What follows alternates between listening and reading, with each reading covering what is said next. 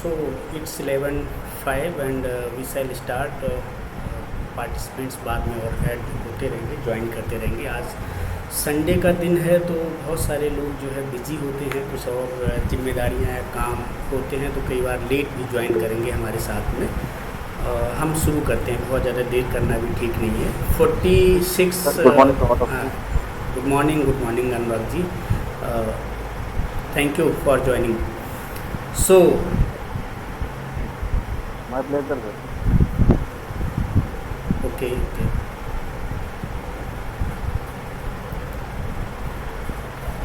So, dear participants, I am Dr. Satish Chandra. I welcome you all on behalf of Purna Jyoti Education and Rehabilitation Society.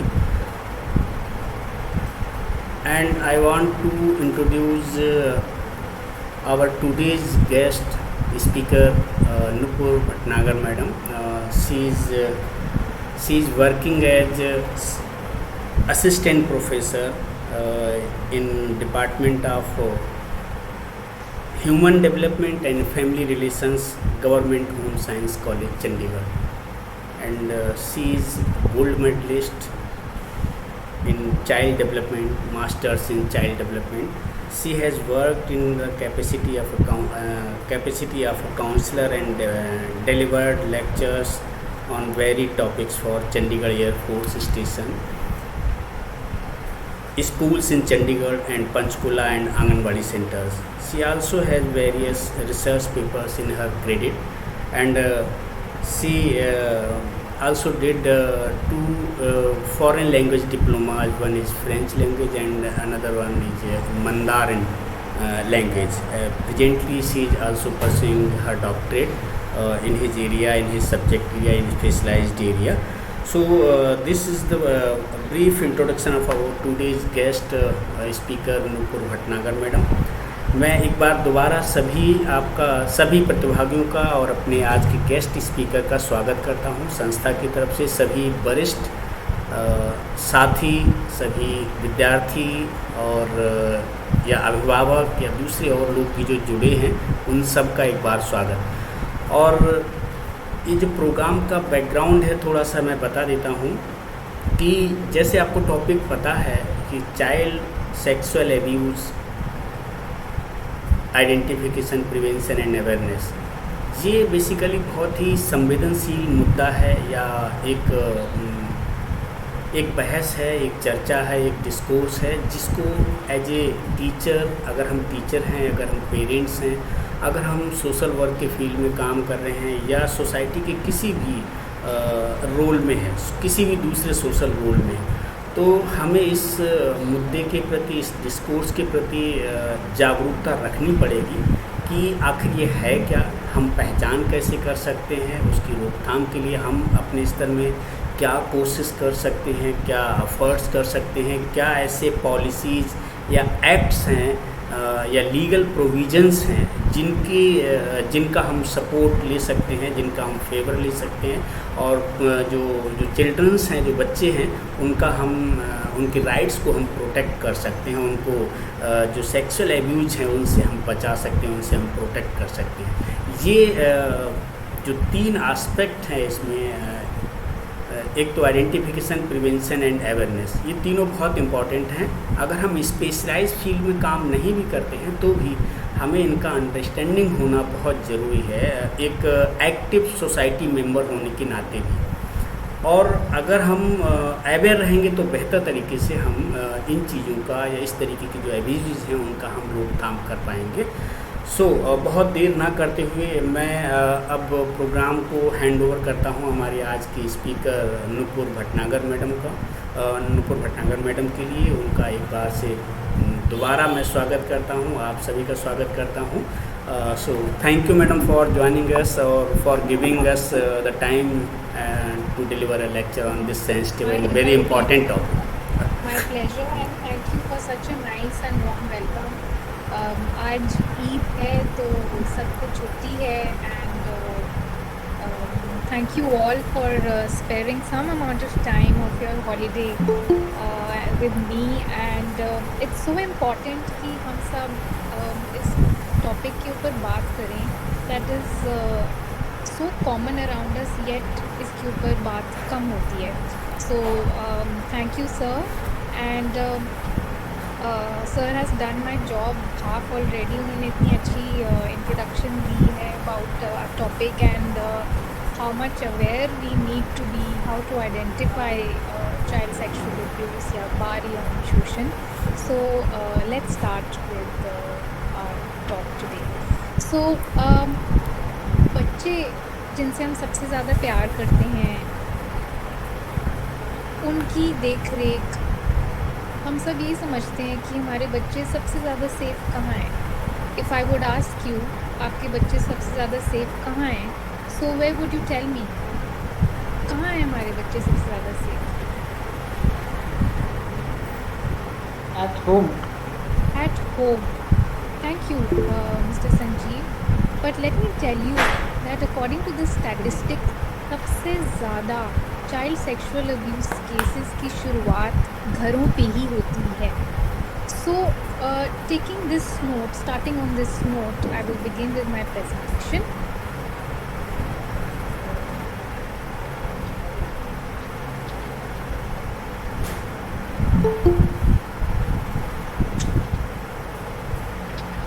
Is my screen visible? Yes, madam, it's loading. Okay. 1 minute. Yeah, it's visible. Visible है? Right. Yeah. तो आज हम बात करेंगे child sexual abuse यानी बाल यौन शोषण के बारे में, और कैसे उसे आइडेंटिफाई किया जाए, प्रिवेंट किया जाए, और कैसे उसके बारे में जागरूकता बढ़ाई जाए.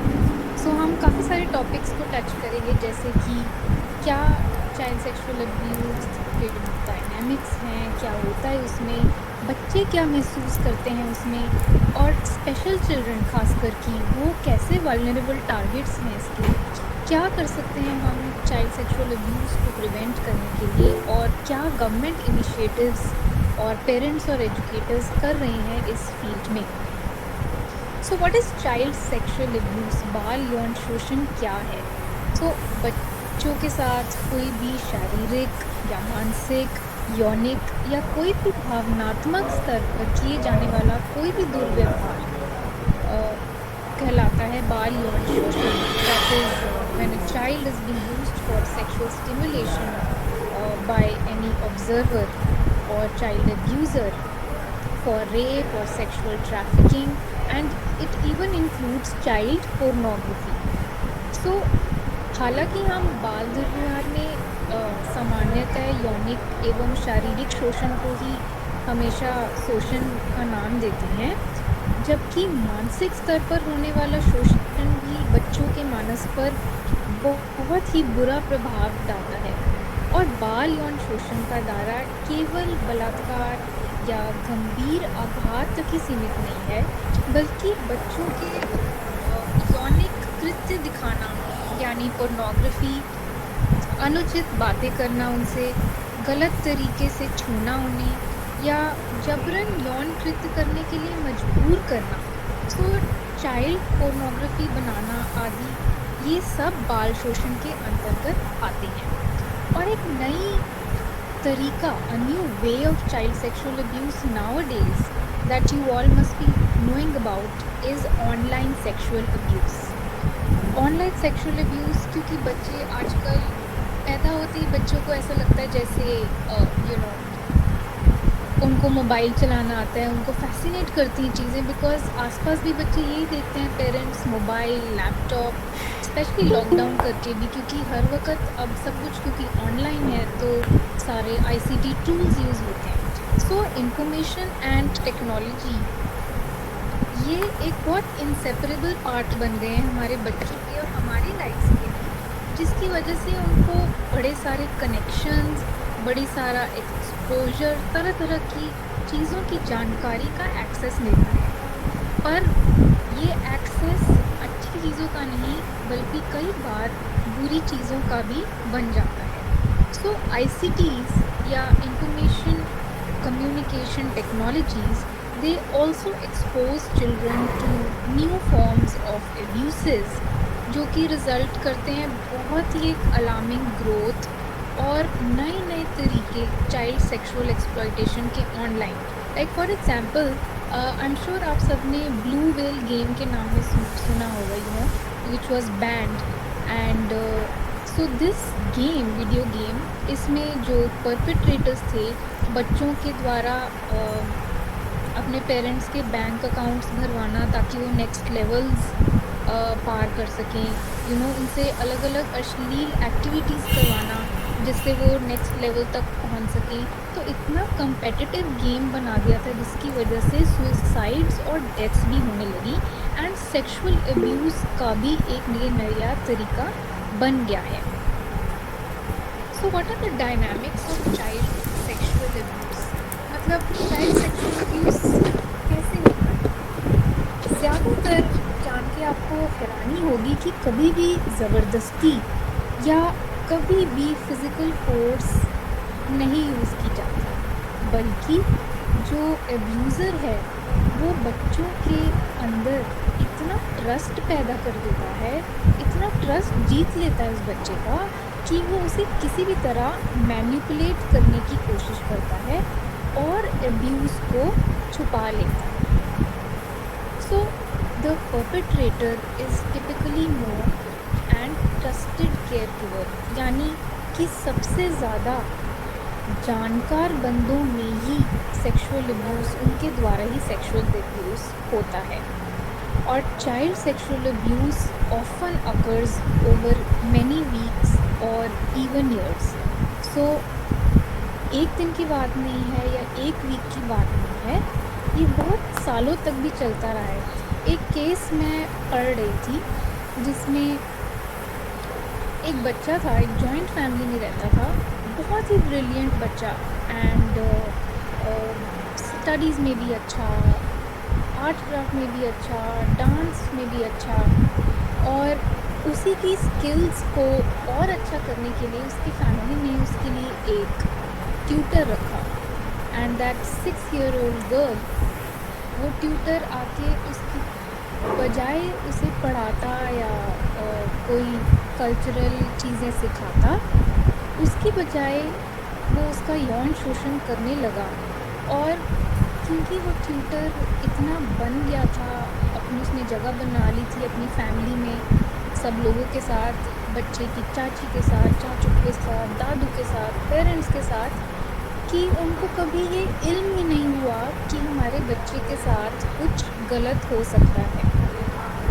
सो चाइल्ड सेक्सुअल अब्यूज़ एक ऐसी चीज़ है जो कि अपनों में ही कई बहुत टाइम शुरू हुई है और एक दिन नहीं बल्कि कई साल तक पता भी नहीं चलता कि ये बच्चे के साथ हो रहा है। एक बहुत इंटरेस्टिंग कंसेप्ट है ग्रूमिंग का, जिसमें grooming, if anybody would tell me about what grooming is anybody aware grooming क्या है? ग्रूमिंग हिंदी में इसे तैयार करना बोलते हैं। जैसे कि बच्चे से पहले जो विक्टिम होता है, मतलब जो करने वाला होता है, पहले वो उन लोगों से बातें करता है, उनसे ट्रस्ट बनाता है और उनको तैयार करता है कि वो उसकी ये जो घटनाएं होती हैं, ये जो समस्या है उसके साथ करने के लिए उसको तैयार करता है, मतलब मनाना होता है। इसमें फोर्सली नहीं करता, ऐसे प्रेम से उसे चीज़ें दे करके बहला फुसला कर, चाहे जिससे भी मनाना होता है। Excellent. Thank you very much. I'm so glad all of you are aware. It's so good that very rightly said by her that grooming is जहाँ perpetrators कभी भी फोर्स नहीं कर रहे बच्चे को कुछ भी करने के लिए, बट उसे तैयार करते हैं। वो इतना ट्रस्ट गेन कर लेते हैं बच्चे का धीरे धीरे ताकि बच्चा कभी सोच ही ना पाए कि कुछ गलत हो रहा है, और धीरे धीरे उसे प्यार करते हैं और धीरे धीरे सेक्सुअल एक्ट्स उसके साथ शुरू करते हैं। सो इंसेस्ट और इंट्राफेमिलियर अब्यूज़ भी एक तिहाई हिस्सा है। जितने भी चाइल्ड सेक्सुअल अब्यूज़ केसेस होते हैं, 1/3 of all child sexual abuses they include incest मतलब फैमिली के अंदर ही कई बार पेरेंट्स ही सेक्सुअल अब्यूज़ कर लेते हैं या someone in the family only, all these people in the family that are there, they account for 1/3 of all child sexual abuse cases. So talking about the statistics in India कि कैसे statistics रहे हैं कि 53% of India are victims of sexual abuse in India, which means कि हर 2 में से एक बच्चा जो है वो विक्टिम रहा है सेक्सुअल अब्यूज़ का at least once. So 93% of the perpetrators ये देखा गया है कि रिलेटिव्स हैं और जानकार ही हैं जो कि बच्चे के साथ बाल यौन शोषण कर रहे हैं। वल्नरेबल पॉपुलेशन क्या है हमारी? Vulnerable population is among the homeless, rag pickers जो कि स्ट्रीट के बच्चे हैं, जो कि बेग कर रहे हैं स्ट्रीट्स पे, इन सब की रेशो ज़्यादा रहती है जो कि इन्वॉल्व होते हैं चाइल्ड सेक्सुअल अब्यूज़ या टारगेट होते हैं। एक बहुत इंटरेस्टिंग कॉन्सेप्ट जो देखा गया है साइलेंट कॉल्स का, चाइल्ड लाइन जो हेल्पलाइन है हमारी 1098 जिसका नंबर है वुमेन एंड चाइल्ड हेल्पलाइन, यहाँ पे देखा गया है कि काफ़ी बारी कॉल्स आती हैं एंड कोई आगे से बोलता ही नहीं है। सो ये इतनी बार हो चुका है कि इसको नाम दिया गया है साइलेंट कॉल्स का। सो इतनी बार ये साइलेंट कॉल्स क्या होती हैं? जब बच्चे कहना चाहते हैं कुछ और कह नहीं पाते या डरते हैं कुछ कहने से। सो ये इतनी बढ़ गई हैं आजकल जो कि बताता है कि बच्चा कई बार कहना भी चाहता है पर कह नहीं पाता, और इसकी 50% स्पेशली लॉकडाउन में साइलेंट कॉल्स का नंबर बढ़ गया है। सो कोविड-19 में जब सब अब घर के अंदर बंद थे, लॉकडाउन था, बाहर नहीं जा सकते, बच्चों को बाहर नहीं देख सकते, ये एक चांस मिला काफ़ी परपेट्रेटर्स को कि वो बच्चों के साथ बाल यौन शोषण कर सकें। और चाइल्ड लाइन इंडिया फाउंडेशन ने देखा कि लॉकडाउन जब से लगा है तब से आज तक 50% इंक्रीज़ हुआ है फ़ोन कॉल्स में रादर दैन यूजुअल डेज़, और इनमें से 30% जो कॉल्स रही हैं वो बच्चों की रही हैं क्योंकि वो बाल शोषण से पीड़ित थे और उनको प्रोटेक्शन चाहिए थी। Now how common is child sexual abuse? कितने कैसा रहता है? कुछ नंबर्स आपके लिए, कुछ आंकड़े कि 53% of children in India are subjected to sexual violence, जिसमें से 50% जो अब्यूज़र्स हैं वो नोन होते हैं बच्चे के। और जान के हैरानी होगी आप लोगों को कि बॉयज़ की भी परसेंटेज ज़्यादा रही है एट टाइम्स दैन गर्ल्स। कि बाल यौन शोषण हम हमेशा यही समझते हैं कि लड़कियों के साथ ही होता है, but it is not the same. Boys are equally susceptible to child sexual abuse as much as the girls are, and although it is seen more in girls, but boys are equally vulnerable, and it is very sad to know that 1 in 4 girls and 1 in 6 boys will be sexually abused before the age of 18 years. Specially बच्चे जो street पे हैं, rag pickers हैं, या institutions में रहते हैं जहाँ पे डिसेबिलिटी वाले बच्चे इकट्ठे रखा जाता है उनको, इन जगहों पर सेक्सुअल एब्यूसेस ज़्यादा रहे हैं। और आंकड़ों में ये देखा गया है कि Andhra Pradesh, Assam, Bihar, UP and Delhi had the highest percentage of sexual abuses and assaults. So specially ये रिस्क बढ़ जाता है अगर बच्चे ज़्यादा छोटे हों या चिल्ड्रन जिनको डिसेबिलिटीज़ हों, उनको ज़्यादा रिस्क हो जाता है। और कितने ही ऐसे केसेस हैं जो रिपोर्ट ही नहीं होते, इसलिए हम वो कभी आंकड़ों में आते ही नहीं। सो चाइल्ड सेक्सुअल अब्यूज़ के रिस्क फैक्टर्स क्या हैं? पहला, फैमिली स्ट्रक्चर। कि रिस्क कितनी बार इंक्रीज़ हो जाती है अगर पेरेंट्स बच्चे अपने स्टेप पेरेंट्स के साथ रहते हों, यानी कि सौतेला बच्चा हो, या समटाइम्स अगर अडॉप्टेड बच्चा हो, तो केसेस अक्सर ऐसा होता है कि चांसेस ज़्यादा बढ़ जाते हैं अगर बच्चे के साथ चाइल्ड सेक्सुअल अब्यूज़ होना हो। नाउ जेंडर में अक्सर फीमेल्स ज़्यादा ससेप्टेबल होती हैं या मोर लाइकली होती हैं कि उनके साथ एब्यूज़ हो, पर बॉयज़ भी उतने ही एब्यूज़ के लिए टारगेट होते हैं जितने कि girls. As, now children are most vulnerable, जहाँ पे एब्यूज़ 7 से 13 साल की उम्र में होता है, जहाँ बच्चे को आइडिया ही नहीं होता कि उसके साथ क्या हो रहा है, या वो कंफ्यूज्ड होता है या वो डरा होता है। सो एज एक बहुत बड़ा रिस्क फैक्टर है। उसके अलावा अनअकम्पनीड चिल्ड्रन, कितनी बार हम बच्चों को अकेले भेज देते हैं ट्रांसपोर्ट में, स्कूल में, या खेलने बाहर भेज देते हैं। नाउ आई डोंट से कि हमें बच्चों को इंडिपेंडेंट नहीं करना चाहिए, but times are so bad कि हर वक्त उन पे कोशिश करनी चाहिए कि कोई ट्रस्टेड केयर गिवर ध्यान दे, या आप खुद इंटरेस्ट दें बच्चे को देखने में, और अनअकम्पनीड चिल्ड्रन को देखने कोई ना कोई ज़रूर होना चाहिए। सोशो इकोनॉमिक स्टेटस, अक्सर जो लो सोशो इकोनॉमिक स्टेटस के बच्चे होते हैं, उन हाउस होल्ड्स में 3 टाइम्स ज़्यादा लाइकली होता है कि वो सेक्सुअल अब्यूज़ उनमें हो।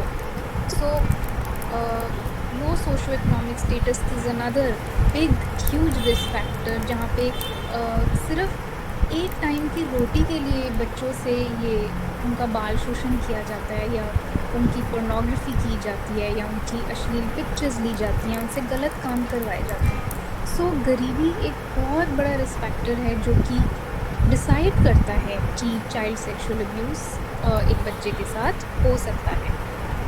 देन फॉस्टर केयर्स में, इंस्टीट्यूशंस में अडॉप्टेड या जो बच्चे छोड़ दिए जाते हैं अपने पेरेंट्स के द्वारा, उन घरों में, इंस्टीट्यूशंस में ऐसा काफ़ी बार देखा गया है कि इन जगहों पे चाइल्ड सेक्सुअल अब्यूज़ के केसेस बढ़े गए हैं। उन बच्चों में जिनमें मेंटल हेल्थ प्रॉब्लम है, जहाँ एब्यूज़र को लगता है कि इस बच्चे को तो समझ में ही नहीं आएगा कि इसके साथ हुआ क्या, इस बच्चे के साथ करना कुछ भी सेफ़ रहेगा, तो जो भी बच्चे जिनमें डिसेबिलिटीज़ होती हैं, उनमें केसेस होते हैं जहाँ पे चाइल्ड सेक्सुअल अब्यूज़ ज़्यादा हो सकता है। ऐसे भी केसेस हैं जहाँ पे अगर चिल्ड्रन जिन्होंने किसी अपने घर में बड़े के साथ कोई ऐसा एब्यूज़ होते हुए देखा है या कुछ गलत होते हुए देखा है, उनके साथ ज़्यादा चांसेस रहते हैं कोई भी एब्यूज़ होने का। सो if a child has seen anyone being abused in their house, there are a lot of chances that the child will also be abused. Now, I was reading a case study where both the mother as well as the son were being sexually abused by the father. So, ऐसा नहीं है कि family में incest ना हो, incest जिसको हम कहते हैं फैमिलियल सेक्सुअल रिलेशंस, ये भी काफ़ी बार देखा गया। How is sexual abuse different for children with disabilities? क्या स्पेशल चिल्ड्रन या चिल्ड्रन विद स्पेशल नीड्स अलग हैं? क्या उनके साथ बाल शोषण नहीं होता? क्या कहना है इस बारे में? कितनी बार इन बच्चों के साथ भी बाल शोषण होता है, but they lack a support system in which कहाँ जाके कंप्लेन करें, कोई अवेयरनेस ही नहीं है उनको, या कई बार लोग इसको नाम देते हैं संस्कृति का, हालांकि कोई ऐसी संस्कृति नहीं है जो कि प्रमोट करे चाइल्ड सेक्सुअल अब्यूज़ को, पर लोग धर्म के नाम पे, कल्चर के नाम पे, सोसाइटल नॉर्म्स के बारे में, उनके बिलीव्स, गलत बिलीव्स के बेसिस पे ये डिसाइड कर लेते हैं कि हमारे कल्चर में ऐसे बच्चों के साथ शायद ऐसा ही होना चाहिए। कितनी बार ऐसा भी होता है जहाँ कोई सेक्स एजुकेशन या कोई सेक्सुअल अब्यूज़ अवेयरनेस नहीं दी जाती बच्चों को, इसलिए बच्चों को कभी समझ में ही नहीं आता है कि किन शब्दों में वो एक्सप्रेस करें अपनी प्रॉब्लम, कैसे बताएं कि उनके साथ क्या हुआ है, because they have no vocabulary to, और they are not aware what is really going on with them. ऐसा भी देखा गया है कि कई सोसाइटीज़ में ये इतना रैम्पेंट है या इतना आम बात है कि किसी को लगता ही नहीं कि ये कोई अलग बात है। अगर सेक्सुअल अब्यूज़ हो रहा है किसी बच्चे के साथ तो दे से it's nothing out of the norm, बड़ा नॉर्मल सी बात है, इसमें क्या है। और सोसाइटीज़ में ये एक टैबू भी है जहाँ पे कोई भी डिस्कसिंग मैटर्स इन्वॉल्व सेक्सुअलिटी बहुत पावरफुल हैं, जहाँ पे कुछ भी ऐसी the word sex only in our society, this word when we say तभी सब कोई मुँह छुपाता है, कोई इधर उधर देखता है। So I will share a very good example with you that how अगर कोई छोटा बच्चा how to incorporate this word with all children of all ages. Now this happened with me once and I happened to visit a doctor once. तो हम wait कर रहे थे सब एंड मेरे साथ में एक मदर बैठी हुई थी, उनका बच्चा भी बैठा हुआ था। तो सब ने हाथ में अपने फॉर्म लिए हुए थे, फॉर्म भरने थे अंदर जाने के लिए। सो ऑन दैट फॉर्म ना बच्चे ने पढ़ना शुरू किया तो उस फॉर्म पे लिखा हुआ था सेक्स। सो बच्चा अपनी मम्मी को ज़ोर से पूछता है, मम्मी सेक्स क्या होता है। Now the mother was very embarrassed. सब इधर उधर देखने लगे, लेडीज़ इधर उधर देखने लगी, जेंट्स भी इधर उधर देखने लगे कि वेट करने लगे कि अब वो मदर क्या कहेगी अपने बच्चे को। So it was just a 8 year old child, उसको नहीं पता था कि क्या है, he was just casually reading the form. Now that mother was so intelligent, I really applaud her for that. तो कहती बेटा इसका मतलब होता है कि क्या आप एक लड़का हो या लड़की, ये लिखना है आपको अपने फॉर्म में।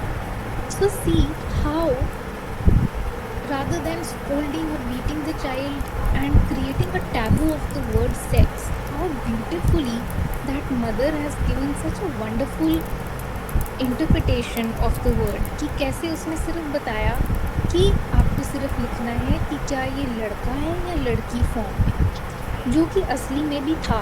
अदरवाइज़ कोई पैनिक करके बच्चे को थप्पड़ मारेगा या उससे फॉर्म खींच लेगा या कहेगा जाओ खेलो, तुम्हारे मतलब की बात नहीं है। सो बड़ा ज़रूरी है कि इस टॉपिक को डिस्कस किया जाए रादर देन इसको एक टैबू बनाया जाए। और अक्सर जो भी चाइल्ड सेक्सुअल अब्यूज़र होता है वो हमेशा यही सोचता है कि क्या फ़र्क पड़ेगा, ये डिसेबल्ड बच्चा तो है, इसकी बात कौन मानेगा, ये अगर बता भी देगा तो सब कहेंगे कि कोई डिसेबिलिटी है, इसमें उसी का सिम्टम है, ये तभी बोल रहा है, ऐसी कोई बात ऐसा हो ही नहीं सकता। सो चिल्ड्रन विद डिसेबिलिटीज़ क्योंकि वैसे ही बहुत मूडी होते हैं, you know they want specific things, वे उनकी तरह से उनको चाहिए चीज़ें, तो कई बार अगर उनके साथ ज़बरदस्ती होती है तो ऐसे बच्चों में ज़्यादा चांसेस होते हैं कि उनको सीरियस इंजरीज़ हो जाती हैं, क्योंकि परपेट्रेटर्स ऐसे बच्चों के साथ ज़्यादातर ज़बरदस्ती करते हैं। अब हम बात करें कि क्यों चिल्ड्रन इसके बारे में बात नहीं करते, क्यों बात नहीं करते बच्चे इसके बारे में। सो यौन शोषण एक ऐसी चीज़ है कि बच्चे बहुत मुश्किल महसूस करते हैं इसके बारे में बात करने में, अगर उनके साथ हो भी रहा हो। और ये हमारी उम्मीद है बच्चों से कि वो आके हमें बताएंगे कि हमारे साथ ऐसा हुआ या हमसे बात करेंगे। पर मुद्दा ये है कि जब हम बड़े ही बात नहीं करते तो हम बच्चों से कैसे एक्सपेक्ट कर सकते हैं कि वो उनके साथ इतनी बड़ी चीज़ हो रही है वो आके हमें बताएं। सो ये as parents, as educators, as teachers या कोई भी सिविल सोसाइटी के जो लोग हैं, ये उनका कर्तव्य बनता है कि वो बच्चे में इतना ट्रस्ट करें या शेयर करें बच्चों के साथ रोज़मर्रा की बातें, जिससे बच्चे की आदत बन जाए कि वो आके हर रोज़ अपने किए हुए रूटीन के बारे में बच्चा आपको बताए ही बताए। Now when parents come back from work, अक्सर मम्मी पापा आजकल दोनों काम कर रहे होते हैं, तो बच्चा जब वो ऑफिस से बेचारे थक के आते हैं और बच्चे आते हैं मम्मी पापा और उनको अपनी हज़ार होती हैं तो अक्सर हमारा ये रिएक्शन रहता है, हट जा अभी नहीं बात करना, अभी मैं थका हूँ, सिर मत खा, टीवी देख ले, जाके फ़ोन कर ले। सो ये एक वे आदत बनती जाती है जिससे बच्चे को ऐसा लगने लगता है कि उनको इंटरेस्ट ही नहीं है हमारी बातों में, तो हम क्यों बताएं। और अगर हमारे साथ बाल यौन शोषण हुआ होगा तो वो बिल्कुल ही नहीं सुनेंगे और हमें मारेंगे। सो बच्चे, आप ये ना भूलें कि बहुत ही होशियार होते हैं और उनको बिल्कुल इल्म होता है कि हमारे साथ कुछ गलत हो रहा है या नहीं, even if they are not able to speak about it. और उनको ये भी पता है कि कई बार अगर हम बताएंगे तो उनकी बात का विश्वास नहीं किया जाएगा, उनको दोषी ठहराया जाएगा और उनको शायद डांट टपट के भगा दिया जाएगा। सो इसलिए वो सोचते हैं कि बताना ही क्यों। और ना बताना भी बहुत बच्चों में एक सेल्फ प्रिजर्वेशन टेक्निक, जिसको हम कहते हैं, ये बन जाता है। सो चुप्पी बच्चों की भी एब्यूज़ का एक बहुत बड़ा हिस्सा है, जहाँ पे जो सेक्सुअल एब्यूज़र होता है वो बच्चे को बोलता है कि ये हमारी सीक्रेट है, ये मत बताना किसी को, या अगर आपने बताया तो मैं आपको बहुत मारूंगा या मारूंगी, या मैं आपके किसी पेट को मार डालूंगी, या आपके मम्मी पापा को मार डालूंगा। सो उस डर की वजह से बहुत सारे बच्चे इस बारे में बता ही नहीं पाते। What are some signs and symptoms of sexual abuse among children? बच्चे बहुत कम बारी उसी वक्त बता देते हैं जब उनके साथ शोषण हुआ हो, क्योंकि उसी वक्त उन्हीं को समझ में नहीं आ रहा था कि उनके साथ क्या हुआ। सो मोरोवर डिस्क्लोजर एक प्रोसेस है rather than a single episode। एक बारी की बात नहीं, धीरे धीरे बढ़ते जाते हैं और उसकी इंटेंसिटी भी बढ़ती जाती है। सो अक्सर एक पहला साइन या सिम्टम बच्चे में सेक्सुअल एब्यूज़ ये रहता है जब वो किसी पेन के बारे में कंप्लेन करता है, फिज़िकल पेन, या उसके बिहेवियर में कोई चेंज आप देखें, या उसके कोई जेनिटल्स में पेन हो, या इरिटेशन हो, या किसी तरह की ब्लीडिंग हो, कहीं पे ब्रूजेस हों, उसके चोट लगी हो, या उसे बैठने उठने या भागने में कोई तकलीफ हो। नुपुर मैडम, आपका प्रेजेंटेशन जो है वो डिस्कनेक्ट हो गया है। प्रेजेंटेशन एक बार दोबारा से आप शेयर कीजिए प्लीज़, डिस्प्ले नहीं कर रहा।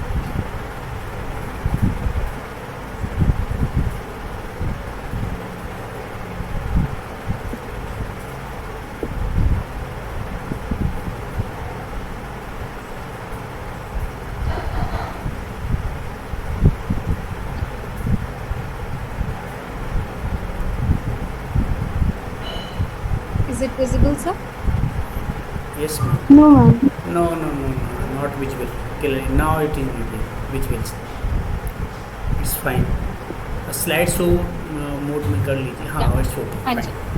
Thank you. So we're talking about signs and symptoms of sexual abuse, जहाँ पे कितनी बार जेनिटल्स में कोई डिस्कम्फर्ट या इरिटेशन या ऐसा कुछ देखा गया बच्चों में।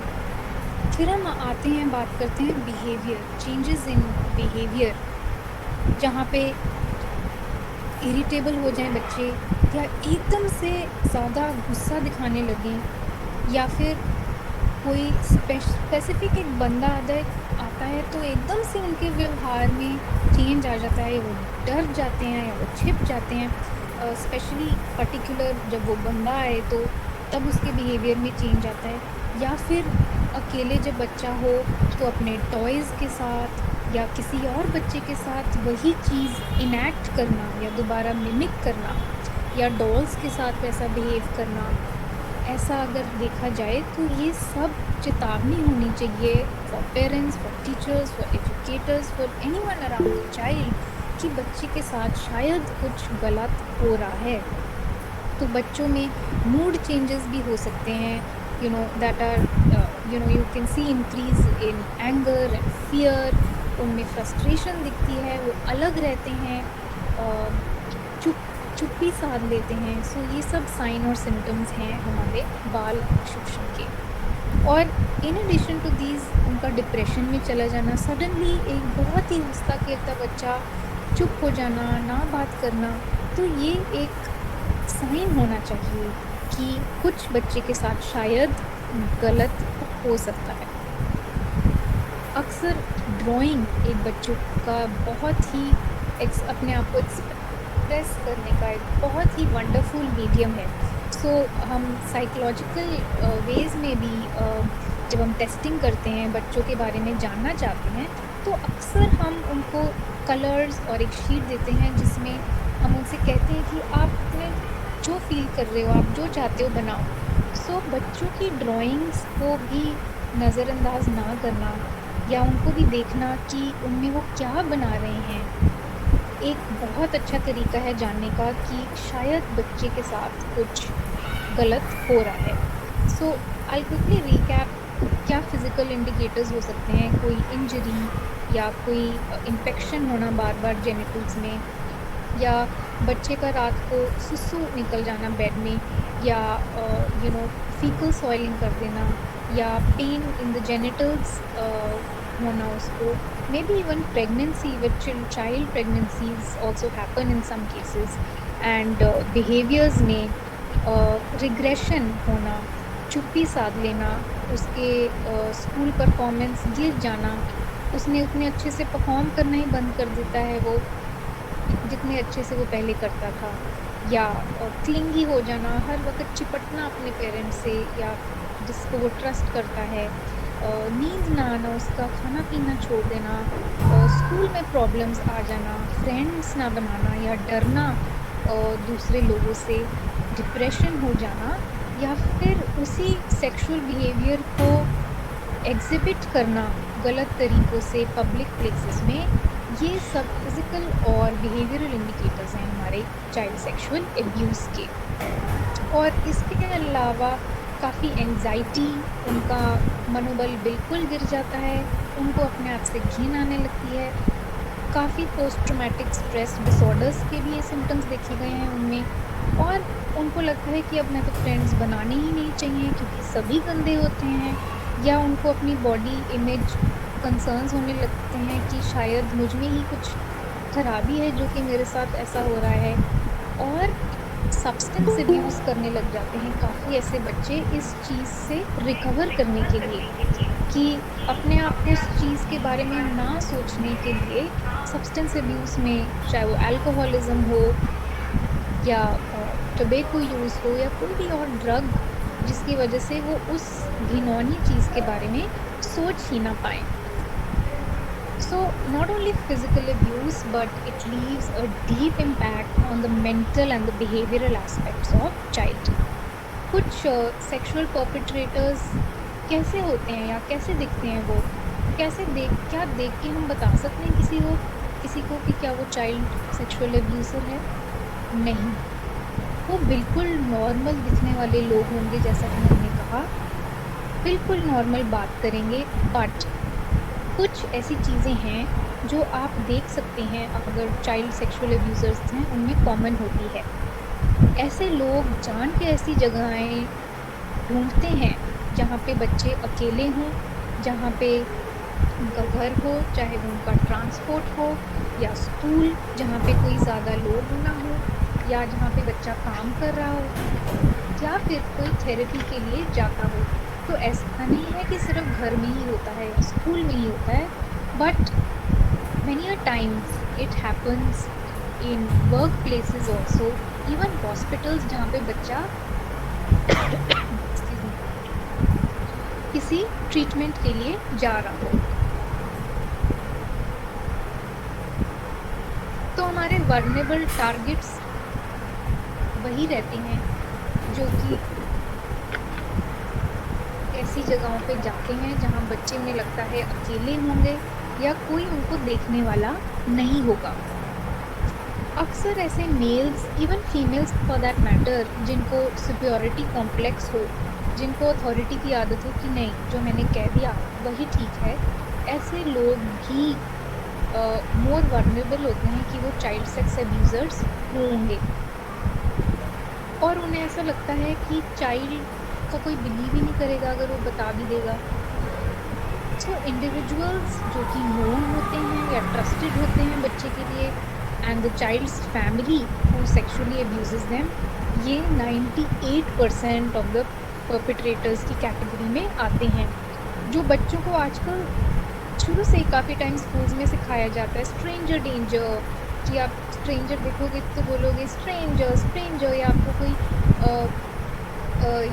बच्चों को आजकल सिखाया जाता है कि if stranger gives your toffee तो आपने लेनी नहीं है, या कोई आपको अंकल लेके जाएंगे या आंटी कहेंगे हमारे साथ चलो, तो आपने ऐसे किसी अनजान बंदे के साथ नहीं जाना। तो इनिशियली सोचा गया था कि स्ट्रेंजर डेंजर प्रोग्राम्स ये हेल्प करेंगे चाइल्ड सेक्सुअल अब्यूज़ को नीचे ले जाने में, पर आंकड़ों के हिसाब से देखा गया है कि स्ट्रेंजर्स 1% से भी कम होते हैं जो कि बच्चों के साथ बाल यौन शोषण करते हैं। सो समटाइम्स सिर्फ स्ट्रेंजर डेंजर ही सिखाना बच्चे को हेल्प नहीं करता। कुछ मिथ्स और फैक्ट्स जो कि जुड़े हैं चाइल्ड सेक्सुअल अब्यूज़ के साथ, हम हमेशा ही कहते हैं कि कम वर्ग वाले लोग या लो सोशो इकोनॉमिक स्टेटा या अनपढ़ लोगों में ही ऐसा ज़्यादा होता है, बट ऐसा नहीं है। Very educated families, very influential families with very good socio economic strata, हर रेस में, हर स्ट्रेटा में हर बच्चा इक्वली वल्नरेबल है।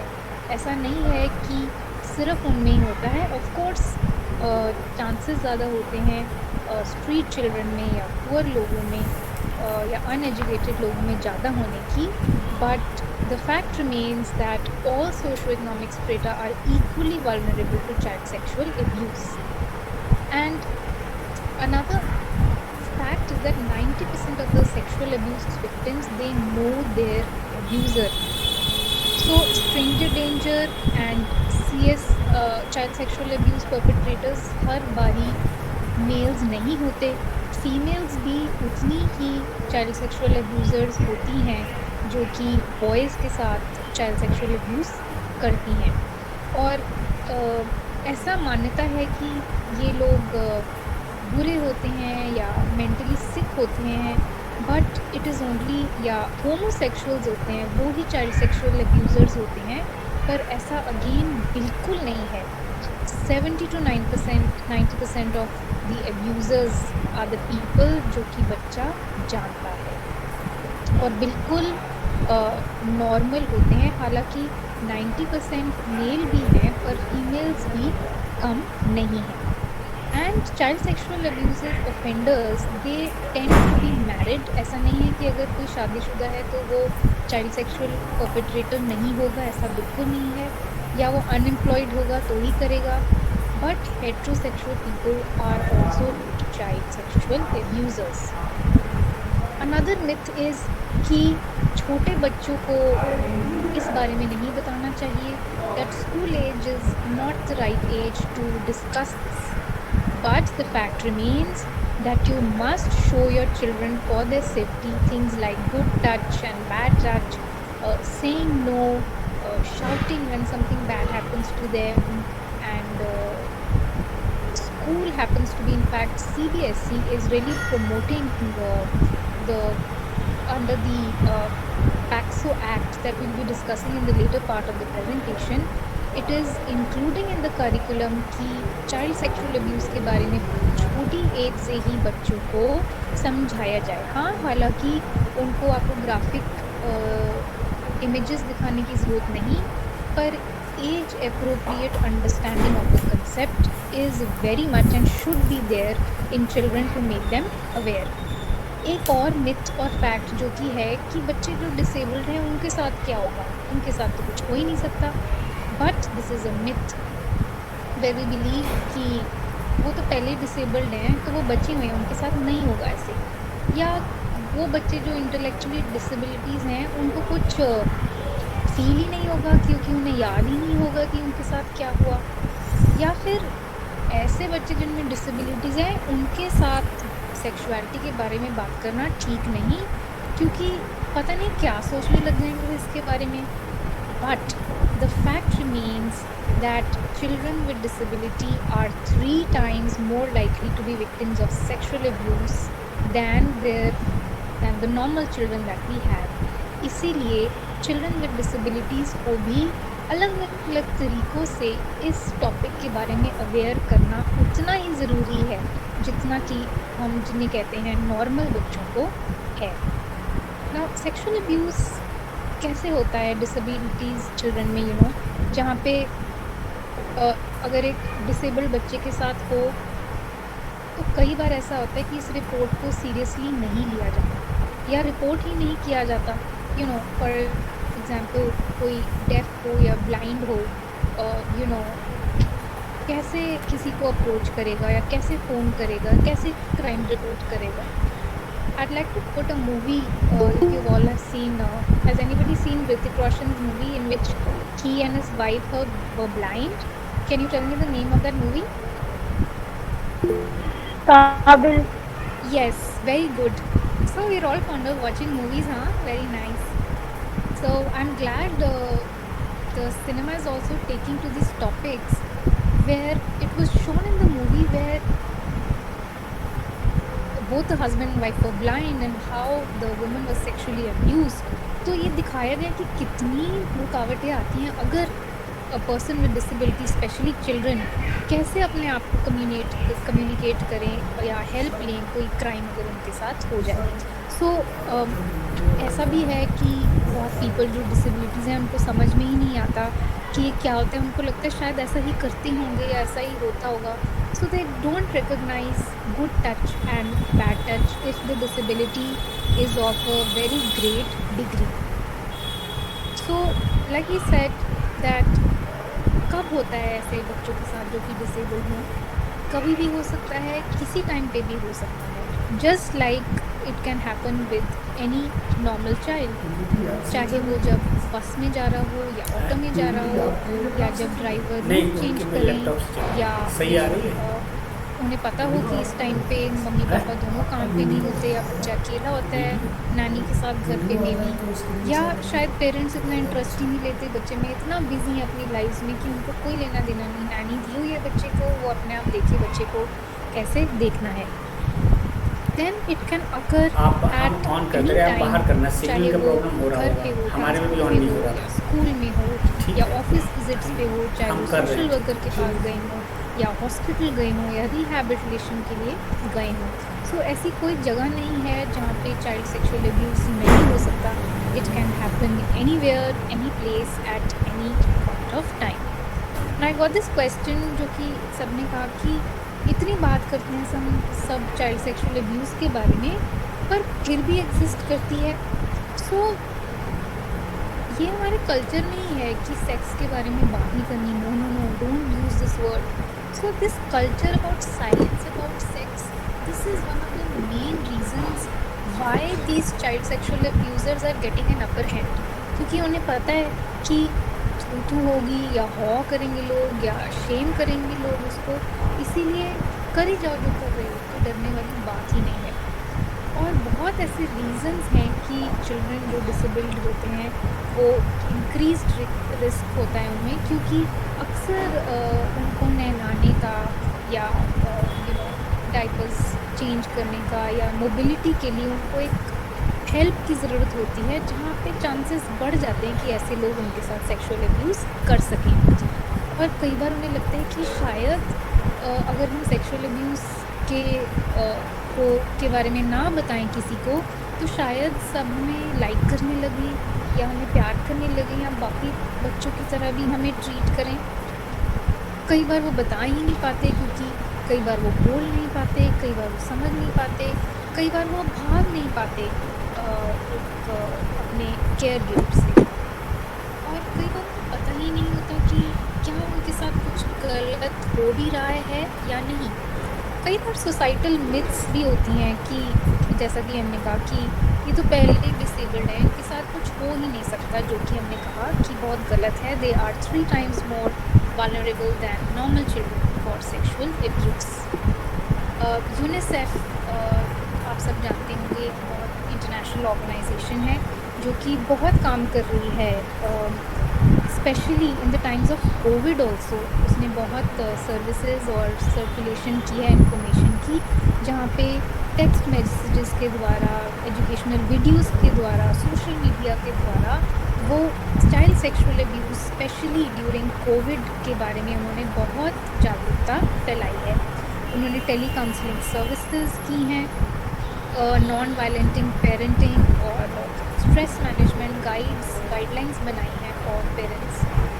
Lot of NGOs are also working in this way and UNICEF has recommended कि स्पेशल कोर्ट्स बनाए जाएं जहाँ पे जुवेनाइल जस्टिस कोर्ट्स हों और कोविड में भी ऐसे केसेस को सुना जाए और इमरजेंसी हियरिंग्स की जाएं। So government has launched this act that most of you must be knowing about, that is the POCSO Act. Now बहुत ही मिक्स्ड रिव्यूज़ हैं इसके बारे में। कुछ लोग कहते हैं कि ये हेल्प कर रहा है, कुछ लोग कहते हैं कि सिर्फ आई वॉश है।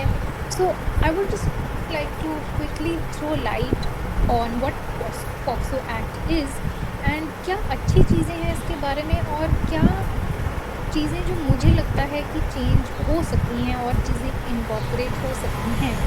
नाउ दिस एक्ट 2012 में इनैक्ट हुआ और जनरल ड्यूटी एक्ट है जो कि सेक्सुअल वायलेंस को आइडेंटिफाई करता है and it increases the scope of reporting sexual crimes against children, जहाँ पे पहले सज़ा सिर्फ 10 साल की थी, अब ये 20 साल की कर दी गई है इन 2019। सो पहले इसमें पोर्नोग्राफी इंक्लूडेड नहीं थी, पर अब पोर्नोग्राफी और बच्चों को ज़बरदस्ती एक्सपोज या उनकी अश्लील पिक्चरिंग खींचना, ये सब भी इस एक्ट में अब इंक्लूड किया गया है। सो अब ये भी कहा गया है इस एक्ट में कि अगर बहुत ही गोरी क्राइम हो तो लाइफ इम्प्रिजनमेंट और डेथ भी दी जा सकती है। However it is not a fixed law, but these two provisions have also been added in the POCSO act recently. Now POCSO act ने बहुत अच्छा काम किया है जहाँ पे उसने ऐसे केसेस को चाइल्ड फ्रेंडली प्रोसीजर्स बनाया है, जहाँ पे उन्होंने पूरे प्रोसीजर्स ले डाउन किए गए हैं कि बच्चा एक तो वैसे ही इतना पीड़ित होता है, क्या उसे कोर्ट कचहरी में ले जाना चाहिए, क्या उसकी क्रॉस क्वेश्चनिंग होनी चाहिए जिसकी उसका मानसिक मनोबल और ख़राब हो। सो POCSO act has laid down special procedures जहाँ पे उन्होंने बहुत अच्छे से क्लियरली मेंशन किया हुआ है, जहाँ पे एक लॉयर जो डिफेंस लॉयर है उसको बिल्कुल इजाज़त नहीं है कि वो एक ऐसे बच्चे से क्रॉस क्वेश्चनिंग कर सके।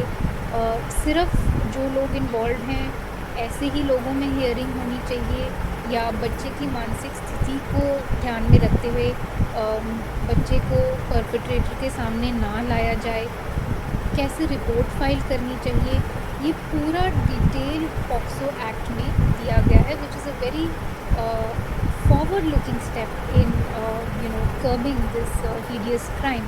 So Information Technology Act जो है जो कि हमने बात किया ऑनलाइन सेक्सुअल अब्यूज़, जो कि अभी तक इंक्लूडेड नहीं है इसमें, ये मुझे लगता है होना चाहिए। हाउएवर बहुत ऐसे केसेस में अब it is being read, this law is being read with the Information Technology Act, where POSCO is a lot of people are working to incorporate it directly under the POCSO Act, but अब pornography या child sexual online abuse भी information technology act के साथ अगर read करा जाए POSCO के साथ, तो वो भी पनिशेबल अब है, जो कि पहले नहीं था। So POSCO is not just applicable in cases of physical sexual crimes, but those happening over the internet also, they are also being incorporated. So POSCO no doubtly एक मेजर स्टेप रहा है बच्चों की राइट्स को further करने में या उनके कॉज को प्रोटेक्ट करने में against sexual abuse. In fact, it is now being added with the Prohibition of Child Marriage Act of 2006, और ये देखा गया है कि जब से POCSO इनैक्ट हुआ है तब से जो केसेस रजिस्टर हुए हैं under rape itself, they have gone up to 44% nationally. Now, what can we do as parents and caregivers to protect our children who are disabled and who are not disabled as well? So it's very very important to understand the signs. क्या बच्चा चुप्पी करने लगा है, क्या बच्चे का behaviour change है, क्या उसमें कोई फिजिकल सिम्टम्स हैं, क्या ईटिंग डिसऑर्डर्स हैं, क्या बेड वेटिंग हो रही है, क्या कोई जेनिटल इन्फेक्शंस हैं, ये देखना बहुत ज़रूरी है. टीचिंग चाइल्ड प्राइवेसी कि your body is your own and nobody has the right to touch it in any way you don't want to touch. Teaching them boundaries, teaching them safe zones कि कौन से हमारे green Jones हैं, कौन से हमारे red Jones हैं, कौन सा गुड टच है, कौन सा बैड टच है, हाउ टू से no when somebody touches you in a wrong way. Then teaching developmentally appropriate sexual behavior to children. Like I gave you the example of how beautifully that mother explained the use of the word sex to a 7-year-old child, giving it to the context of gender, whether it was a male or a female, and then giving children sufficient vocabulary to report abuse. बच्चों को ऐसी language सिखाना जिसमें वो आपको बता सकें कि कुछ गड़बड़ है या कुछ गंदा हुआ है या उन्होंने मुझे गंदी तरह टच किया. Specially disabled children, teaching them science in case when they have speech problems, or when they cannot see. So teaching them those signs and symbols where they can communicate with someone they trust that something is wrong and they have to report it, abuse. Then it's not, don't assume कि जो भी behavior है क्योंकि बच्चे में कोई disability है इसीलिए वो ऐसा कर रहा है और आप उसे ignore कर दें. पर कोई भी ऐसा बिहेवियर जो कि बच्चा यूजली नहीं करता है उसको डिसेबिलिटी का नाम देके अनदेखा ना करें और उस पर ज़रूर रोशनी डालें. एंड बच्चों को ये सिखाना बहुत ज़रूरी है कि उनके साथ अगर कुछ गलत हुआ, सेक्सुअल अब्यूज़ हुआ, तो उनको किसी भी ट्रस्टेड बंदे को बताना है, उसको रिपोर्ट करना है और हेल्प लेनी है. So how to make tiny tots aware about this. I have a small movie that I'd like to share with you all. It's a wonderful movie that Childline has given, and I would like you also to promote it in your institutions. It's a wonderful way of telling how to tell children that they're experiencing child sexual abuse.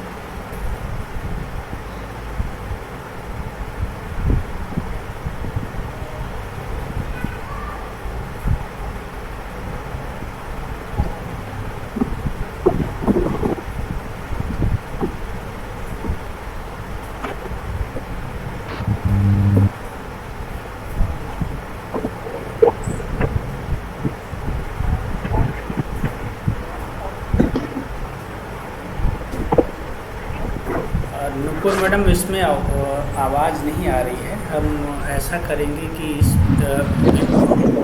इस video को, इसका जो link है वो आप share कर देंगे तो हम जो आज के वेबिनार का रिकॉर्डिंग अपलोड करेंगे तो उसके डिस्क्रिप्शन में इसका वो इसका लिंक भी वहाँ पर शेयर कर लेंगे. तो जो दूसरे पार्टिसिपेंट्स हैं वो अपने इंस्टीट्यूट्स, कॉलेज या घर में बच्चों को दिखाने के लिए उसका इस्तेमाल कर पाएंगे. तो ठीक रहेगा. मुझे लगता है नेटवर्क इशू होगा, इसलिए शायद वीडियो चलने में थोड़ा मुश्किल हो रही होगी. जी. Okay. So I'll share this video with you. It's a wonderful way, how beautifully they've put it, how to tell children about or teach children about sexual abuse. So I'll put in the link in the chat box after my talk.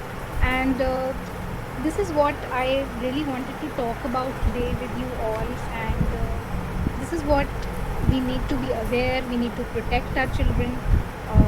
चुप्पी मत साधें, बोलें, awareness फैलाएं and बच्चे जो हमारे country का future हैं, let's make it better place for them, उनका बचपन ना खराब करें. And I hope you enjoyed this session. And any more questions? I've tried to cover all the questions that you all have been putting through me through the chat box. If you have any more questions, we can talk about it. So, dear participants, ma'am, जैसे कि online child sexual abuse है, उसको कैसे stop किया जा सकता है? क्या इस संदर्भ में कोई विचार है या कोई सुझाव? How to stop online child sexual abuse? Sure. See, very important and a good question nowadays, since parents को बड़ा easy लगता है कि बच्चे को easy रखना है तो फ़ोन पकड़ा दो या टीवी लगा दो या बच्चा देख रहा है, आईपैड देख रहा है. So it's very important that you have parental controls. So somebody is there with your child to see what the child is watching, and even if you're not there, आजकल apps में बहुत अच्छे parental control features हैं. Even if you know Netflix and Amazon Prime तक भी उसमें एक अलग section है children का, where the children can easily access all the movies that are there that are only relevant to children. So it's very important to put parental controls, very important for parents and teachers to make the child aware कि बेटे ये अच्छी चीज़ें नहीं है देखनी. Even if parents are not, sometimes now parents हर बार तो बच्चे के साथ नहीं हो सकते, उन पे नज़र नहीं रख सकते, या बहुत पेरेंट्स को पेरेंटल कंट्रोल की नॉलेज नहीं है. तो बच्चों को भी अवेयर करना कि बेटे these scenes are not for you. Like I'll share with you my niece, we've taught her कि whenever there is a scene of a hugging or any other such adult scene in a movie, she knows she has to go out of the room, or she closes her eyes. So it is very, very important to teach children that such things are not appropriate for you. And this is how we can build up on stopping online sexual abuse. Before I want to add something to whatever you told. It was a wonderful presentation. I am so proud of you. Thank you. I would like to add that बच्चे, जैसे कि आपने शुरुआत में जिस statement से किया था, स्टैटिस्टिकल एनालिसिस, आपने स्टैटिस्टिकल डाटा को बताया था कि घर से ही शुरुआत होती है सेक्सुअल अब्यूज. घर ही है जहाँ पे सबसे ज़्यादा केसेस पाए गए हैं बाल शोषण के. तो मैं इसमें सिर्फ एक चीज़ ऐड करना चाहूँगी कि पेरेंट्स को अपने आप को रिलेशनशिप में कैसे रिप्रेजेंट करना है, कैसा व्यवहार उन्होंने बच्चों के आगे करना है, ये बहुत ज़रूरी है कि उनके आपस का तालमेल कैसा है, पेरेंट्स का, माता और पिता का आपस में. और क्योंकि वो सिर्फ बच्चे के माँ बाप नहीं है, वो एक दूसरे के पार्टनर्स भी हैं, तो किस तरीके का बिहेवियर या उनको अटैचमेंट या उनको इंटीमेसी अपने बच्चे के सामने दिखानी चाहिए, कौन से बिहेवियर्स रिप्रेजेंट करने चाहिए, कैसी लैंग्वेज यूज करनी चाहिए एक दूसरे के लिए, प्रोग्राम्स को उनको देखना चाहिए. तो ये बच्चे जो होते हैं वो हर चीज़ अपने एनवायरनमेंट से कैच करते हैं. तो पेरेंट्स बहुत ज़्यादा जरूरी है कि वो खुद एक रोल मॉडल की तरह रिप्रेजेंट करें अपने आप को, चाहे वो कितने भी एट मोमेंट भावुक हो रहे हैं, उन्हें किस तरीके से रिप्रेजेंट करना है अपने प्यार को या अपनी भावनाओं को, ये उनको बताना शुरुआत से ही बहुत ज़रूरी है. वहीं से पता चलेगा कि हमारे लिए डूज और डोंट जो ज़रूरी हैं वो क्या है, और वहीं से बच्चे सतर्क होंगे. किस तरीके की किताबें वो पढ़ते हैं, किस तरीके के चीज़ें प्रोग्राम्स वो टीवी पर खुद देखते हैं, किस तरीके से अपने बिहेवियर की प्रस्तुति वो अपने बच्चों के सामने करते हैं, इसका आदान प्रदान होना और इसको सही तरीके से प्रस्तुत करना बच्चों के आगे, ये बहुत ज़रूरी है. तो मैं ऐड कर रही हूँ. So, thank you very much Neha madam for adding wonderful information and your thought. अगर और कोई पार्टिसिपेंट्स अपने क्वेश्चन रखना चाहते हैं तो नुपुर मैडम से डायरेक्ट पूछ सकते हैं, please. Good morning, ma'am. Good morning. मैं आसाम से बोल रही हूँ। मैं डॉक्टर ज्योति रेखा हजारिका हूँ। नमस्कार। मुझे ये सेशन बहुत ही अच्छा लगा। Thank you. मैं थैंक एक यू। क्वेश्चन पूछना चाहती हूँ। क्या ये जो टाइनी टॉट्स की स्कूल है, इसमें भी क्या थोड़े बहुत सेक्स एजुकेशन देना जरूरी है? क्योंकि एब्सोल्युटली छोटे मैम, एब्सोल्युटली। हाँ, लाइक क्योंकि देखिए इतनी छोटी बच्चे वो लोग तो बैड टच या गुड टच नहीं जानते हैं। देखिए 2.5 साल के बच्चे शायद नहीं जानेंगे। मैंने सिर्फ मन में सोचा क्या ये देना जरूरी है? स्कूल की टीचर घर में नहीं, स्कूल के टीचर भी क्या ये एजुकेशन थोड़ा देना चाहिए? बिल्कुल सर मैम, एब्सोल्युटली हाँ वेरी रेलेवेंट क्वेश्चन। हाँ मैं ज़रूर कहना चाहूँगी कि हाँ जैसे बहुत छोटी सी बात है, जैसे मैम ने ही डॉक्टर नेहा शर्मा ने ही बताया कि पेरेंट्स कैसा बच्चे को दिखाते हाँ हैं, बच्चा वैसा ही करता है। तो हम्म इतनी छोटी एज में हम्म पेरेंट्स का behaviour is going to be most impactful, how you yes teach a child to be sexually aware. So जैसे कई बार पेरेंट्स सबके सामने बच्चों का डायपर बदलते हैं, या कोई भी आ रहा है तो कोई भी उसे नहला रहा है, या हाँ जा आंटी के पास जाके नहा ले, या केयर गिवर पे बिल्कुल ही नज़र नहीं रख रहे उसका कुछ चेंज करते हुए, या घूमने जाते हैं तो सड़क के साइड पे ही चलो यूरिनेट करवा दिया, या खुद हाँ हाँ यूरिनेट कर लिया। नो, हम्म इतनी छोटी एज में जब बच्चा देख रहा है कि ये सब चीज़ें तो नॉर्मल है, तो हम्म उसको लगेगा कि मेरे साथ कुछ गलत हो ही नहीं रहा है। सो हाँ मेकिंग श्योर दैट इतनी छोटी एज पे अलग रूम में बच्चे को चेंज करना, या फिक्स्ड लोग या फैमिली लोगों से ही उनको उसके कपड़े बदलवाना या नहलाना, ये सब तरीके आप यूज़ कर सकते हैं फॉर वेरी स्मॉल चिल्ड्रन, क्योंकि बच्चा जैसा देख रहा है वो वैसा ही सोचेगा। So when a child knows कि ओपन डेफिकेशन करना बुरा है या बाहर उसको नहीं कर सकते, शेम होती है, using this lingo with children is very important, and at this age I think this is sufficient to build that base where from where you can take on, जहाँ पे आप आगे जाके और चीज़ें इन एक बच्चों को सिखा सकते हाँ हैं। हाँ हाँ, ठीक है। Thank you very much ma'am. जैसे अब बच्चों को शुरुआत से ये सिखाना इम्पोर्टेंट है कि अगर आई लव यू बोल रहा है तो उसका जवाब वापस आई लव यू नहीं देना। You might say, you may से, योर चिल्ड्रन मे से आई लाइक यू, और सबके पास नहीं जाना। आप उसको जैसे हमारे भारत संस्कृति में सिखाया जाता है कि नमस्कार करना है, तो क्या होने के बेनिफिट बता सकते हैं कि वो स्टार्टिंग से ही आप अपने उसके सामने वो जेस्चर शो करेंगे कि प्रणाम करना है। हेलो कर हैंड शेक करने से अच्छा है प्रणाम करना। संस्कार भी है भारतीय, और आप अपने कल्चर को भी आगे रिप्रेजेंट कर रहे हैं और उससे आप रिस्पेक्ट भी शो कर रहे हैं। तो टच से बच्चा ऑलरेडी दूर रहेगा अगर छोटी छोटी चीज़ों में आपको बताया जाएगा। मैं आपको ये बताना चाहती हूँ कि जिन टाइनी डॉट्स की आपने बात की, हमारी ही कन्या लेबोरेटरी नर्सिंग स्कूल है जहाँ पे 5 साल के बच्चे होते हैं, तो उनको हम शुरू ही ये चीज बैठ कर के बारे में 3 साल के बच्चे को भी बताया जाता है कि किसी अंकल की गोद में कैसे बैठना है।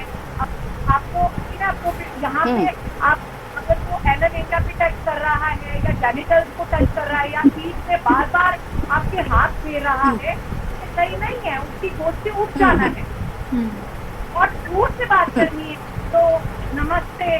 तो ये छोटी छोटी चीजें अगर हम शुरुआत से बच्चे को बताएंगे और उसके सामने प्रेजेंट करेंगे रोल मॉडल की तरह, तो बच्चे में जरूर आएंगे। और ये जरूर शुरुआत थी, क्योंकि फर्स्ट 6 इयर्स जो लाइफ की है बच्चे को फाउंडेशन वेरी इम्प्रेशनेबल। वो जो बच्चे के क्रिटिकल ईयर्स है, फाउंडेशन ईयर्स हैं, वो उसकी लेटर डेवलपमेंट दर्शाएंगे, उसके मानसिकता पे प्रभाव डालेंगे हर रूप में। तो जहाँ से जैसा मन होगा वैसा ही तन होगा, फिर आगे वैसे ही बच्चे के एक्शन होंगे। तो हमें ये कल्चर बच्चे के अंदर, हमें ये चीजें बच्चे के अंदर बहुत शुरुआत से लानी है, और इसमें कुछ भी गलत नहीं है। There are ways to deal with tiny tots. when you're children, how you have to represent that. I think we both have different things. Thank you ma'am, thank you. क्या मैं पूछ सकती हूँ एक बात? हाँ जी मैम। हाँ मैडम, बिल्कुल सवाल रखिए अपना, पूछिए बिल्कुल। हाँ, my name is doctor Shailaja Kulkarni from Belagavi, Karnataka. Namaste, madam. And my question is, there are so many situations in between the parents. I mean, either of the spouse may be divorced, or second thing is, either of the spouse may be a widow. She might get remarried again. So, Yes. what might be the impact on the children, and how can they mental balance of the children? कैसे कर सकते हैं हम लोग ऐसे situation में, और क्या क्या प्रिकॉशन लेना पड़ेगा ऐसे सिचुएशन, क्योंकि के बच्चों के मन की हालत बहुत डेलिकेट रहता है तभी, बिल्कुल। तो हम कैसे बैलेंस कर सकते हैं? Right, ma'am. Thank you for your question. And like I said in my presentation also कि ये एक risk factor बन जाता है जब सिंगल पेरेंट हो या स्टेप चाइल्ड हो या फॉस्टर केयर में बच्चा हो। ये डेफिनेटली एक रिस्क फैक्टर होता है जहाँ पे बहुत चांसेस बढ़ जाते हैं कि बच्चे के साथ सेक्सुअल अब्यूज़ होता है। So first of all I think it's very important for today's parents to realize that divorce is not really a good thing until and unless there is abuse in a relationship. So maintaining the sanctity of marriage is very very important, and teaching children also कि mummy papa marriage एक important चीज़ है, और ऐसा नहीं है कि एक लड़ाई होगी और चलो डिवोर्स फाइल कर दिया, जो कि आजकल की एक ट्रेंड बन गया है कि nobody wants to adjust, not just the girl or not just the boy, it works both ways. So first of all, divorce should be the last resort, and if at all, if it is there, it is very important that the parent who is getting divorced वो mentally पहले से ही बच्चे को prepare करना शुरू कर दे, not putting ill will about the other parent, but telling the child कि बेटे मम्मी को अपना करना है, पापा को अपना काम करना है, और any way you can teach the child that you are separating. So when you build that, धीरे धीरे आप वो बनाना शुरू करते हैं लाइन, तो बच्चा कस्टम हो जाता है कि अब शायद पापा को रोज़ नहीं देखूँगा, या शायद अब मम्मी से रोज़ मिलना नहीं होगा. So preparing the child beforehand for such a drastic step that is going to happen is very very important.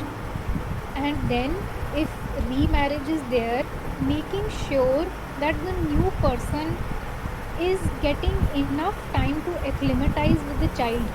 एकदम ही किसी नए आदमी को लाके आप किसी ज़िंदगी में घुसेड़ दो और बोल दो ये आज से ये आपके पापा हैं, आज से ये आपकी मम्मी है, तो इमेजिन हम जैसे लोगों के लिए कितना मुश्किल होगा. So imagine a child who's been brought up in this rosy picture कि यही मेरे मम्मी है, यही मेरे पापा हैं, एकदम से वो हट जाना उस पिक्चर से, it's going to be so traumatic for the child. So धीरे धीरे उसकी विजिट्स बढ़ाना या ट्रस्ट रिलेशनशिप बिल्ड करना with a new person, whether it is a male और a female, is very very important if you are going through a divorce. And building that trust in your own presence, ये नहीं कि आपने छोड़ दिया उसको एक नए इंसान के साथ, but being there yourself, being involved, और making sure that the child see that the other person is also caring for your mama और केयरिंग फॉर योर पापा, कितने अच्छे हैं वो. सो उनकी अच्छाइयों को गिनाना या उनका ट्रस्ट बिल्ड करने के बाद ही रीमैरिज की जाए, जो कि एक स्टेप, बहुत बड़ा स्टेप हो सकता है, where the other person will also be cautious कि भाई ये तो अपने बच्चे का बहुत ध्यान रखता है, so I have to be very very careful even if I am thinking of any doing any abuse with the new child. So making this or applying this approach, I think, can be very helpful in helping the mental state of a child who's going through such difficult times with the parents. I hope I've answered your question. Thank you so much madam. Thank you very much madam.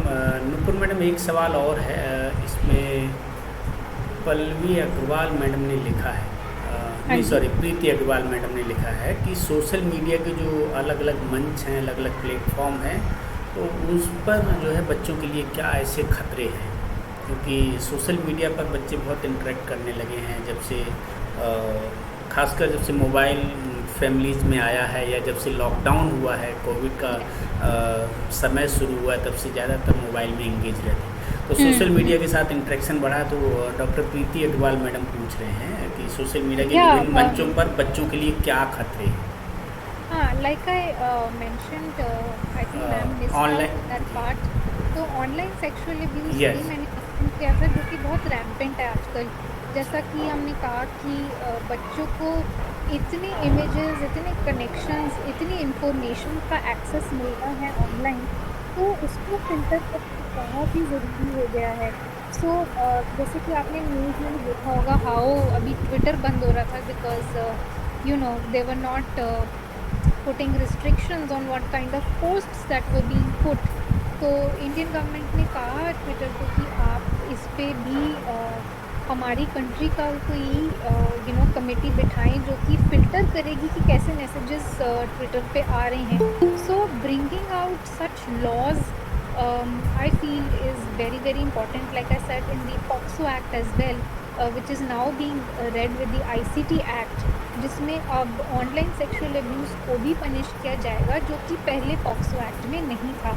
So definitely जितना social media, जैसे मैंने example भी दिया था, blue whale जो game थी, कितने बच्चों के साथ सेक्सुअल अब्यूज़ भी हुआ, पोर्नोग्राफी भी हुई, डेथ्स भी हुई, सुसाइड्स भी हुई, कितने पेरेंट्स के बैंक अकाउंट उड़ गए, just because the children gave in the bank account numbers where they were misusing them. So definitely a lot of risk, and especially when children are watching movies where adult content is so natural now. इतना हो गया है आजकल, मतलब movie देख के दिखानी पड़ती है बच्चों को कि क्या उसमें ऐसा कुछ नहीं है या फॉरवर्ड करना पड़ता है। So definitely social media is और ऐसा भी नहीं नहीं सीखते सोशल मीडिया से, they are so good also children learn, but it's very important for us as teachers, as parents, as educators to just maintain a control on what the child is seeing or not seeing to avoid any case of sexual abuse. Exactly, thank you ma'am.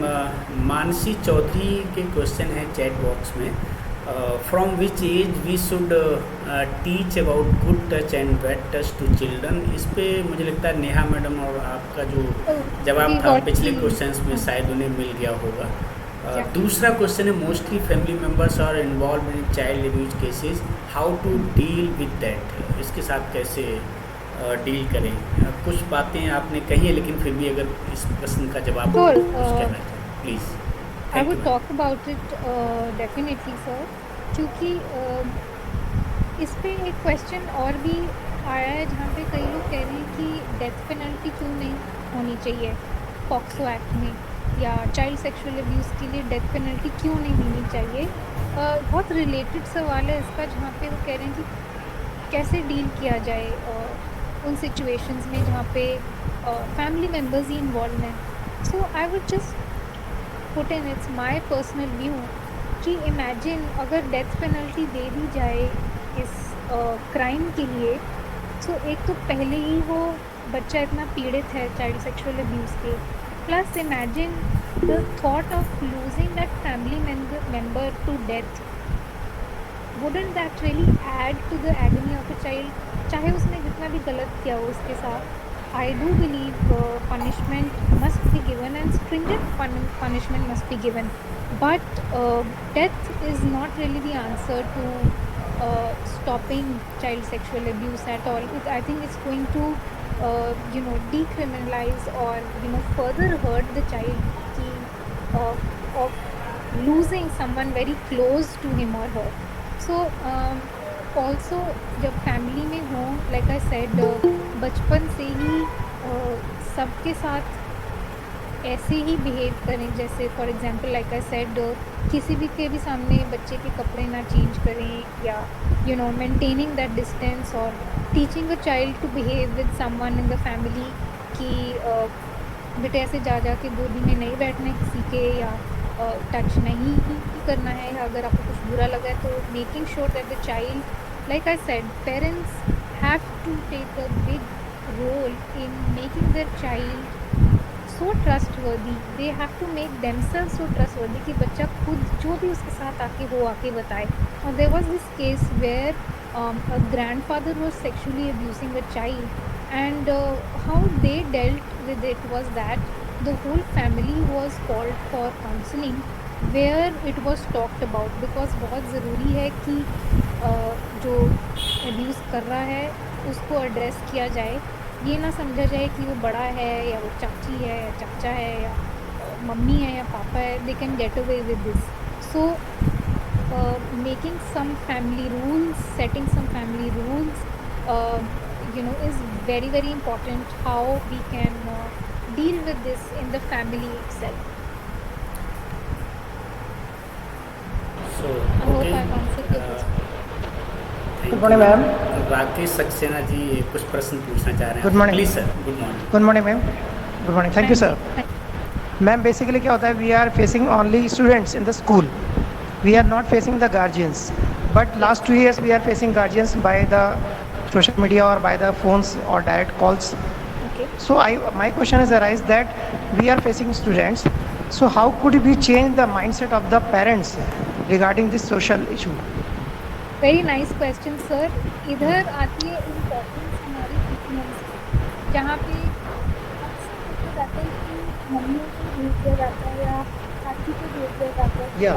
उनकी support, या parents are just और parents को बहुत ही लगता है कि वो no PTM आ गई, टीचर से मिलना पड़ेगा, तो साथ वाली आंटी को ही भेज देंगे, चाहे वो कि जाओ बच्चे की PTM अटेंड करने जाओ. So parental interaction with the teacher or with the guardian is extremely important and should be incorporated as a regular feature. Like I remember in our school times, once a month PTM hoti thi, and it was compulsory for both the mother and the father or the guardian of the parent to attend the meeting. So herein comes the importance of regular interactions. Now in COVID it wasn't there physically, but online meets like this, or mails, interactions through mails or video calls, इतने platforms आ गए हैं. सो बहुत ज़रूरी है कि parents के साथ भी, if not once a month से twice a month भी अगर की जाए, like a teacher should know who the parents are, who the guardians are, and being a teacher, I think the teacher will be able to identify कि कौन stricter parent है या कौन नहीं है, या कौन नेग्लेक्टिंग पेरेंट है. So here PTMs play a very very important role in maintaining that child sexual abuse doesn't happen if it is happening from the end of the parents. So thank you ma'am. एक और question है chat box में, अगर कोई participant direct तब तक नहीं कर रहे हैं, मैं इनको पढ़ता हूँ. कुमकुम श्रीवास्तव का प्रश्न है. कुमकुम श्रीवास्तव ने प्रश्न में किया है, लिखा है, Varsha, can you stop presenting please? Hello.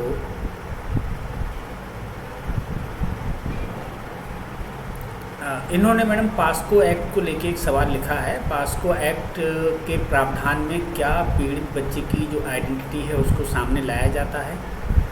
क्योंकि अधिकतर लोग इसी खतरे के से बचने के लिए केसेस को सामने नहीं लाना चाहते हैं, या उसको अवॉइड करते हैं, या हाइड कर लेते हैं. ये इनका एक प्रश्न है. इसके बाद दूसरा प्रश्न भी है जो मैं पढ़ता हूँ, आप प्लीज़. तो सर पास्को एक्ट के अंदर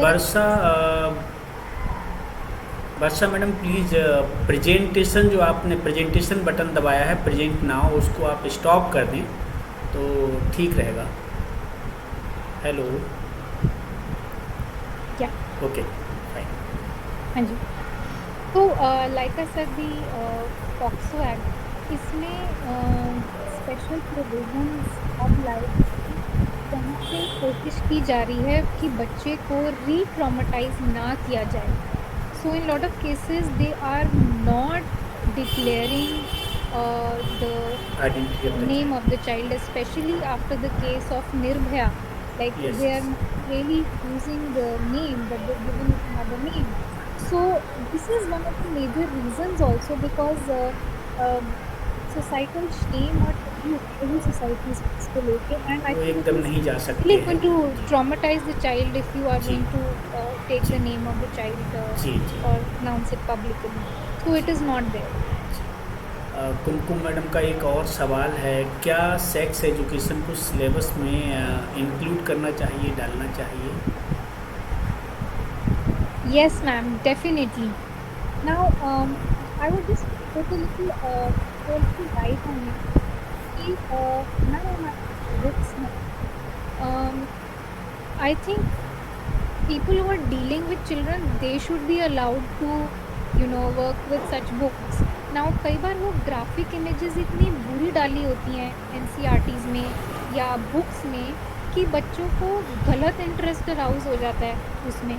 Like for example, I'll give you the example of when biology sexual reproduction सिखाई जाती है 9th क्लास में, तो 9th क्लास में बच्चों का सबसे पहला काम ये होता है कि बायो की बुक में खोलो और देखो वहाँ फीमेल एंड मेल एनाटॉमी की पिक्चर्स होंगी, and they start fantasizing about different things.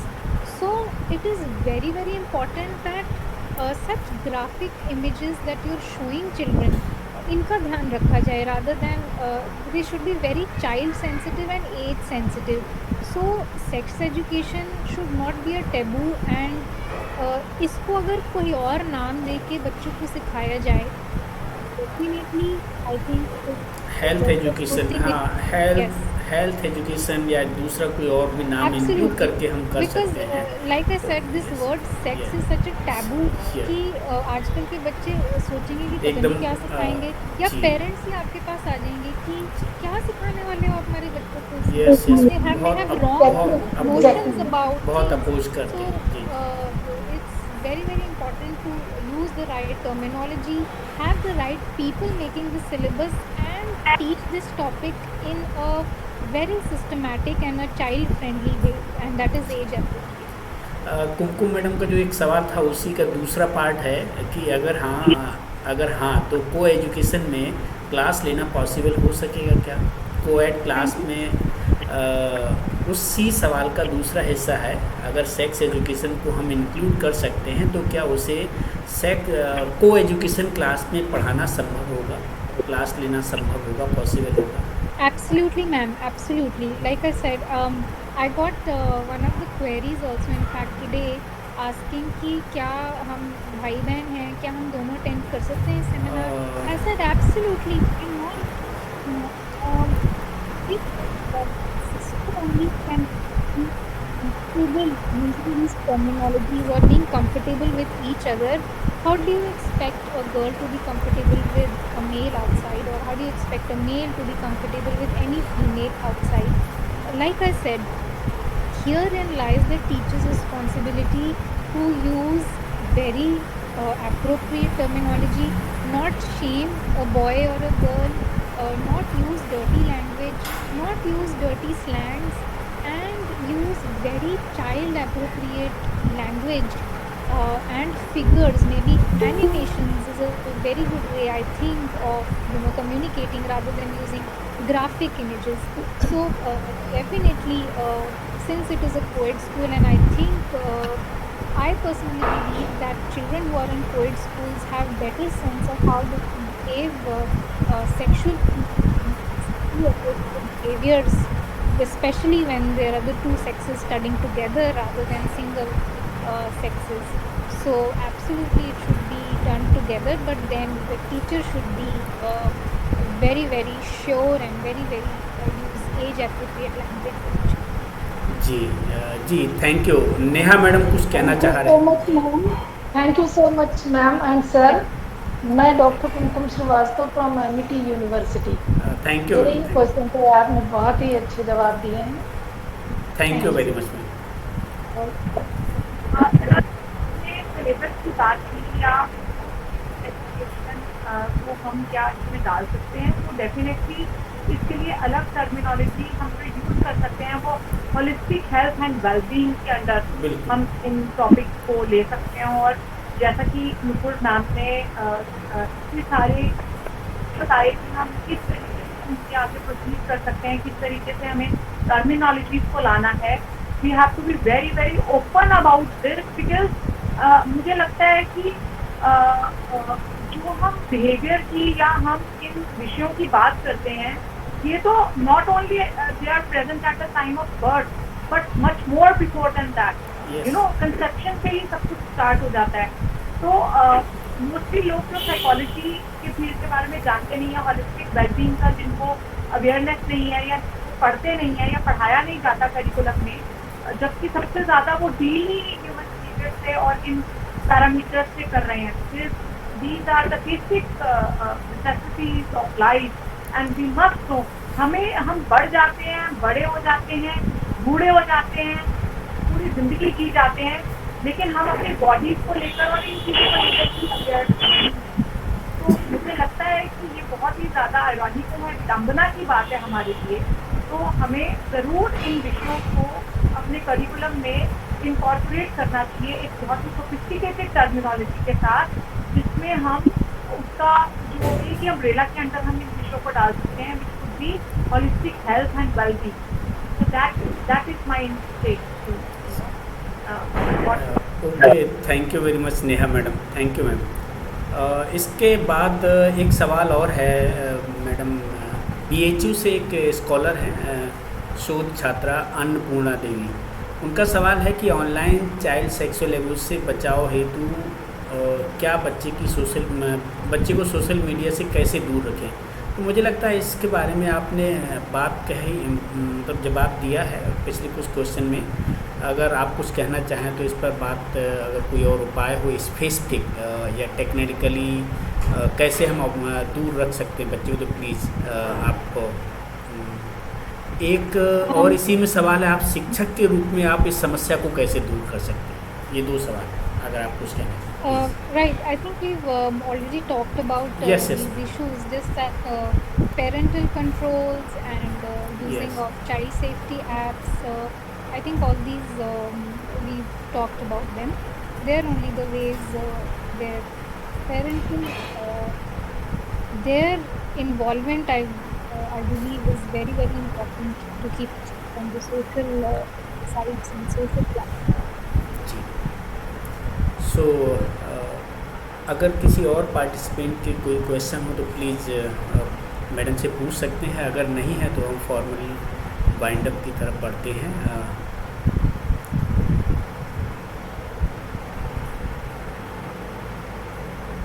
मुझे लगता है आप कोई क्वेरी नहीं है, क्योंकि आपका जो सेशन है बहुत इंटरेक्टिव रहा, बहुत बढ़िया, और जो क्वेश्चंस हमारे पास आए थे पहले से उनके कमोवेश काफ़ी हद तक जवाब जो हैं आपने कवर कर लिए थे अपने प्रेजेंटेशन में।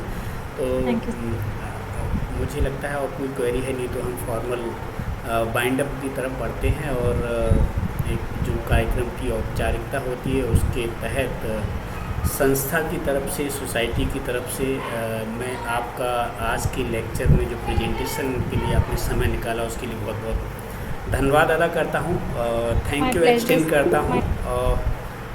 थैंक यू मेरी पूरी टीम की तरफ से और संस्था के सभी सदस्यों की तरफ से कि आपने बहुत ही संवेदनशील मुद्दे को, बहुत ही महत्वपूर्ण मुद्दे को, जिस पर सामान्यतः बहुत से टीचर्स को भी जानकारी या अवेयरनेस नहीं होती है, उसको इतने सजगता से, सहजता से और बढ़िया उदाहरणों के साथ या केसेस के साथ रखा। ये बहुत अच्छा तरीके से मुझे लगता है उन लोगों को या सभी पार्टिसिपेंट्स को समझ में आया होगा। और जो क्वेश्चंस जिस तरीके से आए उनके जवाब से निश्चित रूप से वो संतुष्ट हुए होंगे। साथ में नेहा मैडम का भी बहुत बहुत धन्यवाद अदा करूँगा कि उन्होंने इस प्रोग्राम में हिस्सा लेकर के अपने विचार रखे और बहुत सारी गतिविधियों में वो हमारे साथ इन्वॉल्व रहते हैं। दूसरे और प्रोग्राम भी हम करेंगे, तो उनका भी बहुत बहुत आभार, थैंक यू मैडम। सभी इसके साथ साथ सभी पार्टिसिपेंट्स का बहुत बहुत धन्यवाद। बहुत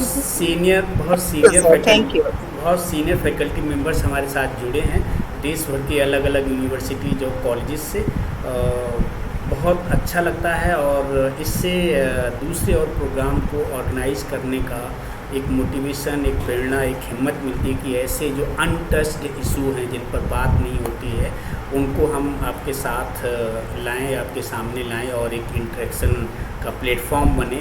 तो बहुत सारी चीज़ें जो करिकुलम में हम इंक्लूड नहीं कर सकते, करिकुलम में इंक्लूजन के लिए बहुत लंबा समय, बहुत लंबा प्रोसेस चाहिए होता है। तो एटलीस्ट उनको उन टॉपिक्स पे अगर हम ऐसे प्लेटफॉर्म के माध्यम से, ऐसे इंटरेक्शंस के माध्यम से डिस्कशन करेंगे तो निश्चित रूप से बहुत नई इन्फॉर्मेशन मिलेंगे और अवेयरनेस बढ़ेगी, तो एटीट्यूड भी चेंज होगा और हमारे फिर एक्शंस में भी चेंज आएगा। So thank you very much Nupur madam, और थैंक यू सभी पार्टिसिपेंट्स के लिए, आप सभी का बहुत बहुत धन्यवाद। इसका जो रिकॉर्डिंग है यूट्यूब चैनल पर हम अपलोड कर लेंगे आज या कल में, और इसके साथ साथ इसको आप बाद में भी शेयर कर सकते हैं और अपने दूसरे टीचर्स या पेरेंट्स या जो बच्चे हैं उनके लिए भी आप शेयर कर सकते हैं, ताकि उसको सुन करके, उसको देख करके वो बेहतर तरीके से चीज़ों को समझ पाएँ और ध्यान रख पाएँ। तो थैंक यू वेरी मच आप सभी के लिए।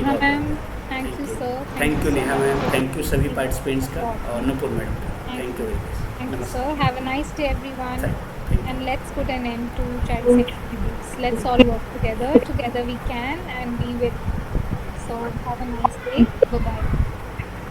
Thank you.